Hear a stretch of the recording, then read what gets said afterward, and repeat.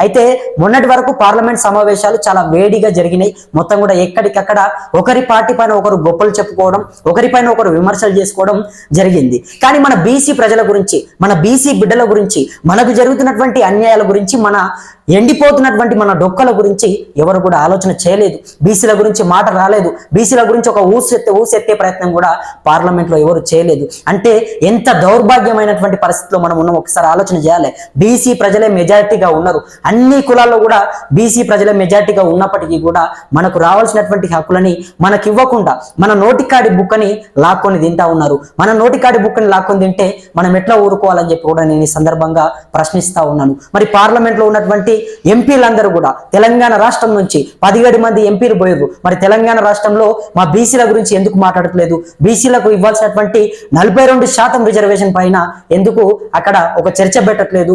ప్రభుత్వం పైన ఎందుకు ఒక ఒత్తిడి తీసుకొచ్చే ప్రయత్నం చేయట్లేదు?